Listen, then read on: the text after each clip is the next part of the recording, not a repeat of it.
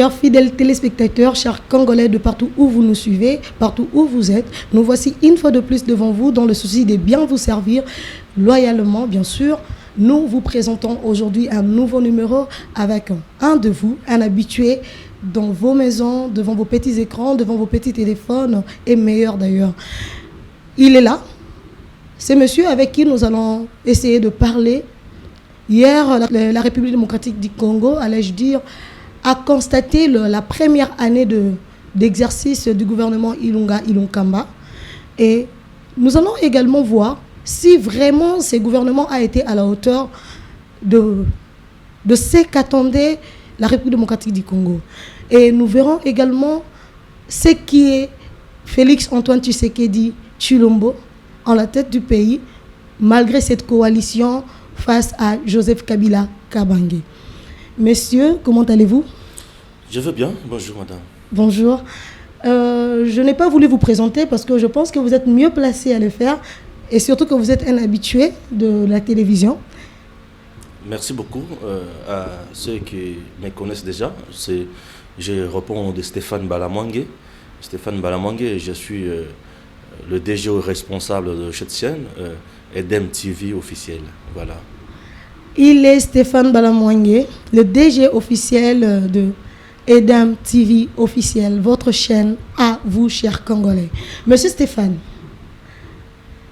nous sommes en train de vivre cette coalition depuis l'année 2019.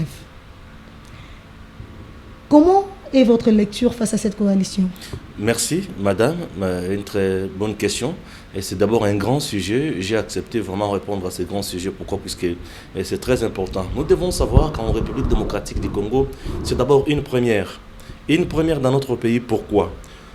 L'histoire de notre pays nous renseigne qu'on n'a jamais connu un ancien président de la République. Un ancien président de la République avec une majorité parlementaire. Ça, on n'a jamais connu ça. On n'a jamais connu un ancien président de la République avec une majorité parlementaire d'un côté et de l'autre côté, un nouveau président de la République n'ayant pas une majorité parlementaire, mais qui soit en coalition.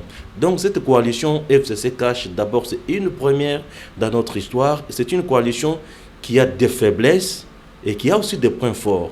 Les faiblesses sont du genre que il y a deux blocs qui ne s'attendaient pas hier, puisque hier, l'UDPS était presque l'ennemi juré au PPRD, du PPRD, et le PPRD ne pouvait pas tolérer l'UDPS même un instant. Alors, la réalité a fait que ces deux blocs se réunissent et allaient de l'avant. Au début, ça semblait marcher, mais à un moment donné, on a vécu beaucoup de choses, beaucoup de crises, beaucoup d'incompréhension. On a vécu beaucoup de choses qui n'ont pas vraiment enchanté le peuple congolais. Mais ce que j'ai apprécié d'abord, c'est la maturité, la sagesse de Félix Tshisekedi devant Joseph Kabila. Joseph Kabila, avec ses acolytes, ils ont derrière eux un bilan très mitigé. Un bilan qui laisse à désirer, un bilan qui est médiocre sur tous les plans, puisque ces grands pays étaient devenus presque isolés sur le plan diplomatique. On ne coopérait plus avec d'autres nations. Or, c'est extrêmement dangereux. On ne pouvait pas avoir une bonne armée, raison pour laquelle on avait beaucoup de groupes d'insécurité, beaucoup de milices au niveau de l'Est qui sèment de l'insécurité. On avait des sérieux problèmes sur le plan de notre armée. On avait des sérieux problèmes sur le plan de l'éducation. Un sérieux problème. Pourquoi? Puisque nous manquons d'infrastructures, des infrastructures de base. Nous avons un problème d'implantation d'écoles sur l'étendue du pays. Nous avons un sérieux problème au niveau encore de structures sanitaires. On n'a pas assez d'hôpitaux. Bref, diriger ensemble avec les gens qui ont échoué lamentablement, qui ont une très mauvaise image dans la population, ce n'était pas facile pour Félix. Raison pour laquelle je dis Félix Tshisekedi, c'est un don. Félix, c'est un génie. Et Félix, c'est un génie, c'est quelqu'un qui a la sagesse. Tous les jours ici en RDC, s'il vous plaît, je vous laisse, je vais vous donner le temps. Oui, la sagesse, oui, posez la question. En fait, vous parlez de la sagesse. Accepter de travailler, comme vous l'avez bel et bien mentionné, avec des personnes qui ont échoué lamentablement dans la gestion de la République. Ne voyez-vous pas que c'est un danger pour la République démocratique du Congo? Non, c'était... Puisqu'ils ne vont rien apporter de bien. Très bien. Étant donné que leur bilan est négatif. Je vais Alors répondre. que Félix Antoine Tshisekedi et sa famille sont minoritaires. Et vous vous attendez à ce que la République démocratique du Congo puisse espérer au bien. Merci, une très bonne question, madame. On doit se dire d'abord ceci. Lorsqu'on travaille avec des gens qui ont échoué, ce n'est pas facile. Est-ce que ces gens apporteront encore quelque chose de bien ou du neuf? Là, c'est une question que tout le monde se pose. Mais Félix ne cesse jamais de le dire ou de le signifier à tout le monde. Bon, Félix est le président de la République, bien sûr. Il a toujours dit que le partenariat que j'ai avec Joseph Kabila, c'est un partenariat de la bonne gestion, de la bonne gouvernance. Tu vois? Là, c'est de un. De deux, certainement, ils ont échoué. On a toujours dit qu'il n'y a pas de mauvaises troupes, il n'y a qu'un mauvais chef. Tu vois un peu? Mais il n'y a que le Acceptez même chef qui est là, puisqu'il s'agit d'une coalition. Oui, bien sûr, il s'agit d'une coalition. Deux personnalités morales qui sont là. Très bien. La personne de je vais répondre. Acceptez que je réponde, madame. Et celle de Félix Antoine Tshisekedi. Merci. Donnez-moi vraiment du temps que je réponde vraiment à cette question. Nous vous le concédons, cher monsieur. Joseph Kabila est le patron du FCC. Exact. Félix Tshisekedi est le chef, le président de la République. Ce n'est pas le FCC qui donne des injonctions à Félix Tshisekedi. Joseph Kabila et Félix Tshisekedi sont en coalition. Mais c'est le président Félix Tshisekedi qui donne les directives. C'est le président Félix Tshisekedi qui a une vision. Puisque c'est bien lui qui va répondre devant la base ou devant le peuple. C'est bien lui qui a une vision. La preuve en est que, regardez, une année presque ou 2 ans de Félix Tshisekedi à la tête du pays. Ces grands pays. Mais la population continue à pleurer, monsieur Stéphane. Non, écoutez, le pays était tellement détruit à un niveau que tu n'as pas l'idée. Parce que dans tous les domaines du secteur public de l'État, il y a de sérieux problèmes. Si je me mets à étaler tous ces problèmes ici, toi-même tu vas comprendre. Parce que tu sais quand même déjà dans le domaine de l'éducation, il y a à boire et à manger. Il y a un problème de salaire, il y a un problème de motivation, il y a un problème de remise à niveau, il y a un problème d'infrastructure, il y a beaucoup de problèmes. Aujourd'hui, on a par exemple la politique de la gratuité de l'enseignement. Mais comment résoudre ces problèmes aussi longtemps que nous avons un problème de surpeuplement dans certaines classes? Or, pour résoudre le problème de surpeuplement dans certaines classes, il faudrait construire encore d'autres classes. Tu vois un peu ça? C'est un sérieux problème que Félix a trouvé. Mais avec la volonté politique qu'il a, il est en train de résoudre. Ça, c'est de un. De deux, le président Félix, quand je dis qu'il est génie, pourquoi? Parce que tous les jours ici, les gens parlaient, chantaient un seul refrain. Arrêtez Joseph, arrêtez Joseph, arrêtez Joseph. Mais Félix observe les choses. Il veut voir les choses autrement. Il les dirige autrement. Diriger, si vous l'acceptez, je n'ai pas encore répondu à toutes vos questions. Non, vous avez posé beaucoup de questions. Parfois, je commence maintenant à me perdre parce que je n'arrive pas. Je ne sais pas comment, à quelle question je vais répondre. Des interactions. Je ne refuse pas. Mais quand tu poses une question, madame, acceptez que je termine d'abord à donner la réponse. Alors, il faudrait vous arranger que vos réponses ne soient pas trop kilométrées. Merci, mais je dois expliquer pour que les gens qui nous suivent puissent comprendre. Félix Tshisekedi a une sagesse que beaucoup de gens ignorent. Il est là. Il dirige avec les gens qui étaient leurs adversaires hier politiques. Okay. Aujourd'hui, ils sont des partenaires.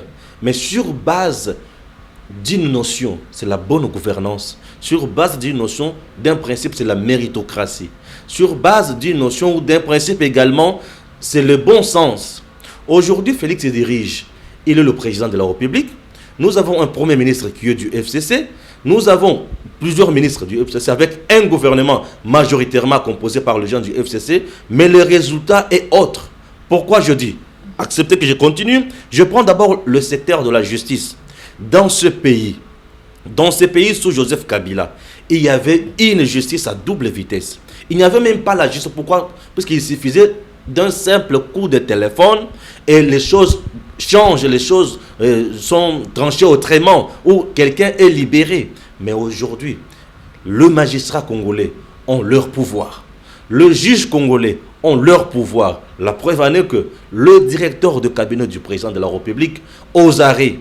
C'est pour vous dire qu'on ne joue pas. On est camarades, on est amis, on est copains, on est alliés. Mais lorsqu'il s'agit de diriger, de faire autre chose, on sanctionne. Je vous donne encore un autre exemple. Nous avons un ancien ministre d'État.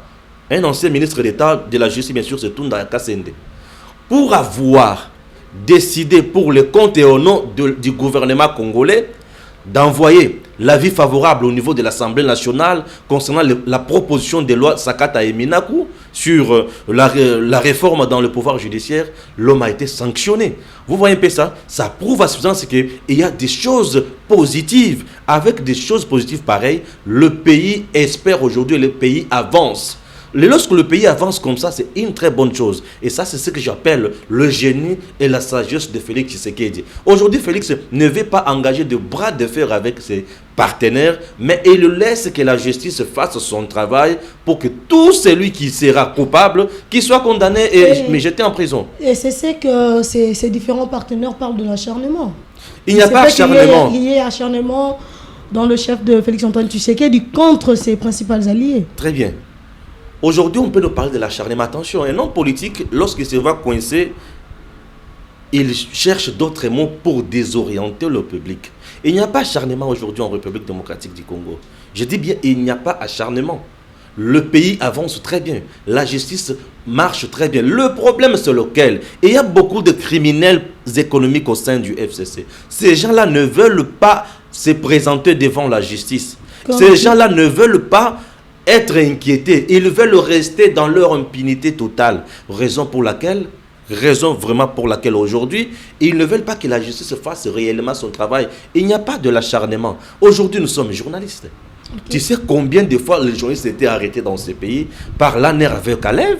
Les gens étaient torturés, les gens étaient malmenés, jetés dans des cachots de fortune. Qu'est-ce qu'il est devenu, ce Kalev? Kalev a été chassé au niveau de l'ANER, bien sûr. Pourquoi? Pour avoir participé à une marche d'un parti politique. Pour quelqu'un, un agent de l'État, un fonctionnaire de l'État, Kalev n'était pas un politicien, il était agent de l'État. Lorsqu'on est agent de l'État, et il fait agir, bien sûr, de l'ANER. L'ANER, c'est un service qui est rattaché au président de la République, puisque l'ANER doit informer le président de la République à temps et à contre-temps. Dans un pays, lorsque vous n'avez pas un bon service d'information, sachez que vous êtes un pays mort. Ok, alors, monsieur Kalev s'était payé le luxe d'aller participer dans la marche organisée par le FCC et de dénoncer même la dictature. Mais je me dis, un agent, un fonctionnaire qui dénonce la dictature, il oublie que lui-même avait arrêté les gens.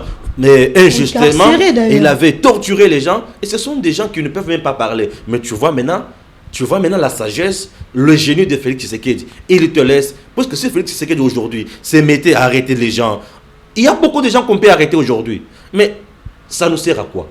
Ça sert à quoi? On va arrêter tout celui qui a un problème devant la justice. Monsieur Stéphane, vous regardez droit à la caméra. Ah, bien sûr, je suis là. Les Congolais sont en train de se plaindre de cette coalition. Donc vous voulez dire à ce peuple congolais que cette coalition inspire confiance et que les Congolais peuvent encore espérer? Vous savez, cette coalition est mise en place. Ce n'est pas par la volonté de Félix. Non, je veux que vous regardez le peuple. Je vais répondre au peuple. Ils veulent seulement une assurance. Est-ce qu'ils doivent continuer à faire confiance à cette coalition qui, pour eux, est une trahison? Ils se disent que la coalition n'apporte aucune solution. D'ailleurs, jusqu'à là, vous pouvez imaginer, il y a la gratuité de l'enseignement.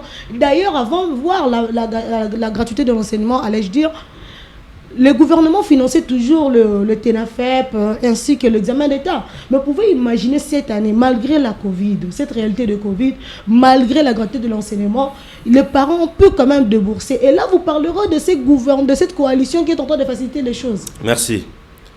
Acceptez que je parle au peuple congolais. Oui, vraiment, c'est pour eux. Je suis là, peuple congolais, s'il vous plaît. Il faut espérer. Coalition où ils sont en place, ils ont volonté. Il y a Félix Tshisekedi Mbala à mon côté. Ils ont volonté, il y a résultat, il y a ma ponomie, qui Nambo Cannabis. Les élections ont été organisées par qui? Par Joseph Kabila, qui avait fait de tous ses moyens, ou bien de tous ses moyens, pour gagner la majorité. Puisque c'est bien lui qui dirigeait les institutions, il a organisé les élections, et il s'est tapé la part du lion en s'octroyant une majorité parlementaire, puisqu'il savait, avec la majorité parlementaire, il aura aussi un mot à dire. Et ça, il restera au pouvoir. Ça, c'est un. Il est toujours au pouvoir. Joseph Kabila n'a jamais déserté, puisqu'il est sénateur à vie. Un sénateur à vie, il est toujours au pouvoir. Alors, ça, c'est de un. De deux, Félix Tshisekedi ne pouvait pas faire autrement. Si il se disait d'aller en cohabitation, la constitution de notre pays ne prévoit pas vraiment le mécanisme de la cohabitation. On allait toujours retomber dans la crise Lumumba, Kassavobo, Kassavobo, Lumumba, et ça n'allait pas aider ces grands pays. Vous savez encore quoi? Joseph Kabila ne pouvait pas se laisser faire comme ça. Il y avait un piège dans... il y avait une piège, qu'est-ce que je dis? Dans la loi électorale avec le seuil. Vous savez quoi? Le col a dit très bien que l'opposition à l'époque est incapable de se réunir pour mettre en place un bloc pour une élection. Bazaki na proposition, Bazaki na préparation malongate, Yango a salaka de par tous les moyens ba créer seuil. Seuil wana ezaki ataba ponio ebele na bato ebele. Mais ce qui regroupement na bino to parti politique na bino et koki sur pourcentage ya seuil wana te, vous tombez tous. Au moins na mutu mususu azana ba voix moké mais regroupement na bango to parti politique na bango ekoki sur seuil ye aleki. C'est ça, c'était ça le malin au Joseph Kabila ba salaka na loi électorale wana. C'était une loi, c'était une solution taillée sur mesure pour ba gagner et sur ce ba gagner qui nyon soana. Maintenant est le temps. Aujourd'hui, pour ne plus voir cette coalition demeurer en 2023, nous avons un président de la République qui est le président Félix Tshisekedi. C'est à vous maintenant de l'appuyer, de l'accompagner et arriver en 2023, élire les gens qui vont s'aligner derrière sa candidature pour le deuxième mandat et les choses marcheront normalement. Et le système Kabila va disparaître. Puisque Kabila, c'est tout un système. Kabila, ce n'est plus un individu. Nous devons avancer. Oui, bien sûr. Chers téléspectateurs, nous voici en train d'avancer petit à petit jusqu'à ce que nous irons chuter. Monsieur Stéphane, vous avez parlé, je ne voudrais pas aborder un sujet, bien que vous m'avez poussé à en parler. Vous avez parlé des élections 2023. Alors que nous savons que nous ne pourrons pas aller aux élections 2023 sans une réforme de la CENI. Nous savons qu'il faudrait un recensement pour que le peuple congolais puisse répondre sa légitimité civique. Bon, entre parenthèses, on ne va pas y tarder. Monsieur Stéphane. Acceptez que je réponde d'abord à la question des réformes. Non, c'est juste entre parenthèses, mais ce n'est pas une question, c'est une parenthèse. Oui, mais je dois aussi, vous l'avez ouverte, acceptez que vous avez glissé la phrase. Aussi. Et moi, j'ai tout simplement aidé le peuple congolais à comprendre moi l'idée de votre intention et puis de vos mots. Monsieur Stéphane, vous parlez de la coalition, n'est-ce pas? Vous venez d'assurer au peuple congolais que la coalition va bon train.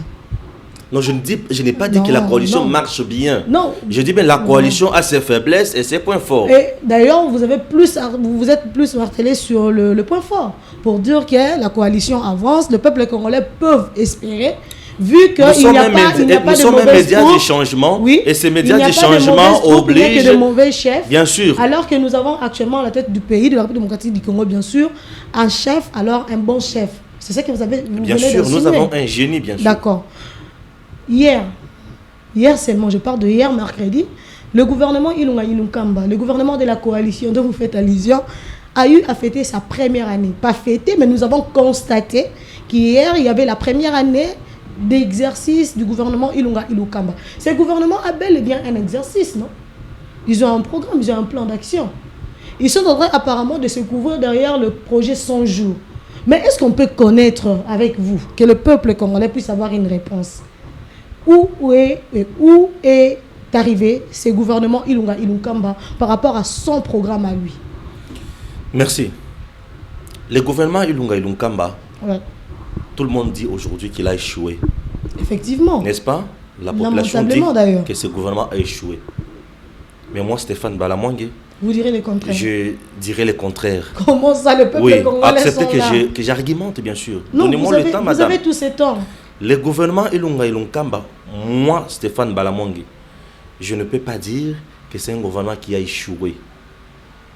Mais je dis que c'est un gouvernement qui a été bloqué. Bloqué par qui? Voilà. Ce gouvernement n'a pas échoué. Puisqu'on échoue, on peut dire qu'on a échoué lorsqu'on a tous ces moyens, on a le temps, on a les objectifs, on travaille normalement et on n'arrive pas à atteindre ces objectifs en question. Et là, à ce moment-là, on peut dire qu'on a échoué. Dans le gouvernement, acceptez que j'explicite, s'il te plaît. Accepte que c'est une question très fondamentale. Les gens qui nous suivent aimeraient avoir une très bonne réponse. Tu comprends? Une réponse claire, il faudrait. Bien sûr, je dois expliquer. Ici, il ne s'agit pas de 1 plus 1 égale 2. Il s'agit des explications. Il s'agit même de la mathématique. Il faut donner des formules, les consorts des étapes. Je suis là pour expliquer et convaincre, accepter. Oui. Ces gouvernements, puisque ta question, tu as dit il n'y a pas de mauvaises troupes, il n'y a que de mauvais chefs. Merci. Je commence par expliquer ceci. Chers compatriotes, ces gouvernements, le président de la République avait demandé à ces gouvernements d'avoir un budget de plus de 10 milliards. Ça, c'est de 1. Le budget de plus de 10 milliards a été défendu au niveau de l'Assemblée nationale et voté. Ça, c'est de 2. De 3, est-ce que ce gouvernement a-t-il vraiment mobilisé toutes les recettes possibles? Je dis non. Pourquoi ce gouvernement n'a pas mobilisé toutes les recettes possibles? Le gouvernement a eu un sérieux problème. Le problème de la Covid-19 a tout dérangé. Pourquoi? Un État a des ressources. Sur le plan économique, il ne s'agit pas de se faire de beaux yeux. Il y a un problème de change, il y a un problème de gain et de production sur le plan économique. Alors, le gouvernement n'a pas produit sur le plan économique en termes d'abord de voyage. Les gens qui vous quittent chaque jour le pays pour aller à l'étranger, ils vous payent par exemple le GoPass. Les gens qui quittent une province à une autre, ils vous payent encore GoPass national. Puisque nous avons GoPass national et international. Je prends uniquement à ce niveau-là. C'est de l'argent que le gouvernement a perdu. Pourquoi? Puisque les vols ne circulent plus. Ça, c'est de 1. De 2, le gouvernement a encore perdu beaucoup d'argent. Pourquoi? Nos frontières étaient fermées, il n'y avait plus entrée et sortie. Ça, c'est de l'argent perdu. Le magasin, les boutiques, les entreprises étaient fermées, on ne produisait plus. Ça, c'est une perte énorme. Pour les gens qui ont fait l'économie, ils peuvent bien comprendre cela. Le magasin, les boutiques, les industries, les sociétés ne payaient pas les impôts, les taxes pendant cette période de la Covid. Acceptez, je termine, s'il te plaît. S'il te plaît. Madame, non, je dois parler, s'il te plaît, acceptez que je parle. Acceptez. Madame, non, je vais autant. On doit expliquer les choses. Nous sommes un média du changement, parlons des choses telles qu'elles sont. Et DMTV, c'est un média du changement. Alors, on ne peut pas se mettre à critiquer pour critiquer. Puisque ici, nous critiquons, nous proposons, car c'est la République démocratique du Congo qui gagne. Ici, il ne s'agit pas de l'individu, il s'agit de la RDC qui doit gagner. Et moi, j'ai toujours dit que nous devons soutenir les valeurs ou la vision du président de la République, puisque c'est bien lui qui représente les intérêts de ces pays. C'est toute une institution, le président de la République. Alors, le gouvernement s'est retrouvé bloqué. Le gouvernement devrait opérer dans tous les secteurs. Alors, un gouvernement doit produire, doit avoir l'impôt, la taxe et consorts. Mais on ne produit pas. Le gouvernement pouvait répondre au social des Congolais sur quel point? C'était difficile. Est-ce que les investisseurs pouvaient quitter leur pays et venir investir ici pour créer de l'emploi? C'était tout à fait difficile. Donc, le gouvernement a été bloqué. Ça, c'est d'un côté. De l'autre côté, il y a eu mauvaise foi dans le chef des alliés de Félix Tshisekedi. Pourquoi je dis cela? Monsieur le Premier ministre Ilunga Ilunkamba, je dis bien ça, maintenant c'est de l'autre côté. J'ai dit le gouvernement a été bloqué à 50% par la Covid. Maintenant 50 autres pourcents, il y a eu 25%. 25% de mauvaises volontés et 25% de mauvaises volontés politiques et 25% de la bonne volonté de Félix Tshisekedi. Tu vois, 25% de mauvaises volontés politiques du gens du FCC. Ces gens-là n'ont pas voulu aider le chef de l'État à avancer. Ils étaient là à tout prix, cautionner, freiner ceci, freiner telle nomination, freiner telle nomination. Et ça déjoué aussi. Alors, la bonne foi de Félix Tshisekedi, s'il vous plaît, nous sommes vraiment à la fin. Alors, la bonne foi de Félix Tshisekedi. Vous n'avez qu'une seule minute. Merci. La bonne foi de Félix Tshisekedi, c'était laquelle? La bonne foi de Tshisekedi, c'était donner les injonctions au ministre de faire quelque chose. La preuve est qu'il avait donné des injonctions à qui il avait, oui bien sûr, instruit plutôt, c'est les termes qui m'échappaient, il avait instruit le ministre des Finances à stabiliser les taux d'échange des dollars sur le marché avec le gouverneur de la banque. C'était fait. Il avait instruit, nous sommes à 20,30. S'il vous plaît, il avait instruit au ministre de la Justice d'ouvrir bien sûr les enquêtes ensemble avec le magistrat sur le dossier 100 jours. C'était fait.